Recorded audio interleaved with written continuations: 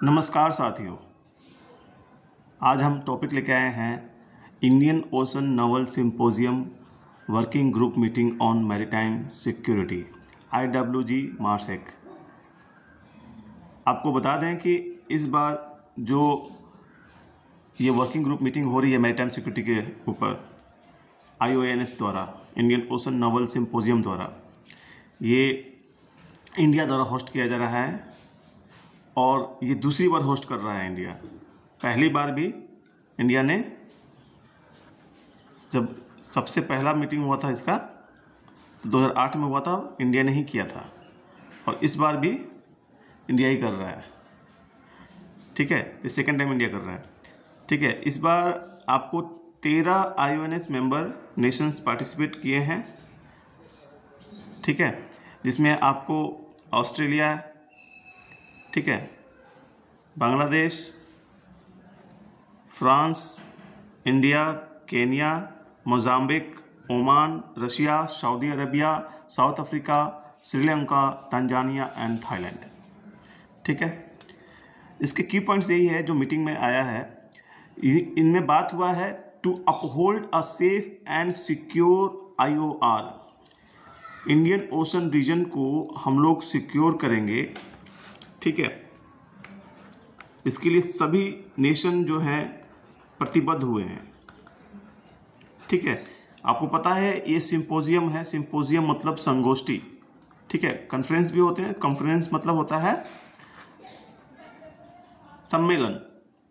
सम्मेलन में बृहद टॉपिक होती है और संगोष्ठी में विशिष्ट किसी इम्पोर्टेंट टॉपिक पे बात होती है। सिंपोजियम में जो उसमें स्पेशलिस्ट होते हैं वो लोग मीटिंग करते हैं। यानी आप समझ गए होंगे कि जो नेवी के बड़े बड़े ऑफिसर्स होते हैं, सीनियर ऑफिसर्स जो होते हैं, वो ही सभी देशों के पार्टिसिपेट करते हैं। सभी देशों के काउंटर पार्ट्स आकर मिलते हैं और बातें करते हैं। तो इंडियन ओशन रीजन पे ये बात हुई है। इसमें की पॉइंट्स निकल के आया है, strengthening regional maritime security architecture. तो मैरीटाइम सिक्योरिटी एक बहुत बड़ा मुद्दा है। ठीक है, इंडिया के पास आपको पता है कि मलक्का स्ट्रेट जो है ये इंडियन नेवी के अंडर में सुपरविज़न में चलता है। ठीक है, ठीक है। थर्ड पॉइंट है इंफॉर्मेशन शेयरिंग फ्रेमवर्क्स को और बढ़िया से इन्हांस करना है ताकि लोगों के बीच में जो इन्फॉर्मेशन है वो अच्छी तरीके से शेयर हो पाए। उसका एक अलग से फ्रेमवर्क ढांचा तैयार किया जाए।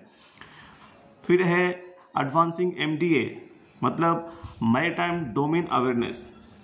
मैरीटाइम डोमेन अवेयरनेस के ऊपर भी बात चली है, इसको एडवांस लेके चलना है। Another point is adopting collaborative approach. आप समझिए इस बात को, क्यों हो रहा है। जो भी सभी देशों के अप्रोच हैं उनको कोलैबोरेट करके चलना है। उससे क्या होगा कि मिटिगेट इमर्जिंग थ्रेट्स। कई देशों में अभी थ्रेट्स उतना नहीं पहुंचा होगा, कहीं पे पहुंच रहा है। तो सभी देश आपस में प्रॉब्लम्स को डिस्कस करके जो इमर्जिंग थ्रेट्स आने वाले हैं सभी देश को आगाह करना। जिस तरह से पहले अमेरिका नहीं मानता था कि टेररिज्म भी कोई चीज़ होती है, इंडिया कहते रहता था कि टेररिज्म है। आज जब उनके देश में हो रहा है तब वो पता चल रहा है उनको। इंडिया पहले से ही बोल रहा था कि इस पे एक बढ़िया से कोई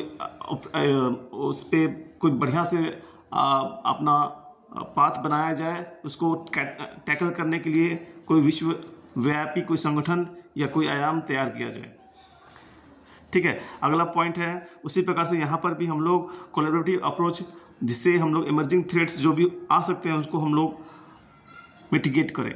formulation of harmonised operational guidelines and practical measures. जो प्रैक्टिकल मेजर्स हैं उसको अपनाने की बात की जा रही है और ऑपरेशनल गाइडलाइंस बनाने की बात हो रही है, ताकि जो भी ऑपरेशनल गाइडलाइंस हैं सभी नेवीज के अपने अपने, सबको हार्मोनाइज्ड किया जाए, सबको एक तरफ मिला करके जो बेस्ट पॉसिबल है उसको लेकर चलें। To facilitate coordinated and timely regional responses. ये सबसे महत्वपूर्ण बात है कि टाइमली रीजनल रिस्पॉन्स होना चाहिए। जिस चीज़ के लिए भी हम लोग बात कर रहे हैं उसमें अगर कहीं से भी कोई दिक्कत हो रही है या कहीं पे कोई रिस्पॉन्स लेना है तो टाइमली हो। ये बहुत बड़ा इंपॉर्टेंट चीज़ है। टाइमली रिस्पॉन्स होना बहुत बड़ी चीज़ है, ताकि जो भी खतरा है, जो भी सिक्योरिटी है, उसको हम सही ढंग से निपटा पाएँ इसको। की address by host country, India चूँकि होस्ट कंट्री था तो इसलिए हम लोग जो हमारे नेवी के असिस्टेंट चीफ कंट्रोलर थे, ठीक है, उनको होस्टिंग का भार मिला हुआ था। उन्होंने बताया कि हम लोग जो है इंडिया की तरफ से उन्होंने बोला कि रीजनल मैरीटाइम कोऑपरेशन हम लोग करना चाहते हैं इंडियन ओशन रीजन में, और बताया कि growing need for multilateral mechanism चाहिए, जिसमें इफेक्टिवली एड्रेस कर सकें कंटेम्प्रेरी मैरीटाइम सिक्योरिटी चैलेंजेस को, जो आजकल के समुद्री सुरक्षा चैलेंजेस हैं उसको हम लोग देखें। ठीक है, तो ये यहाँ पे समाप्त हुआ हमारा। Thank you very much, thank you, धन्यवाद।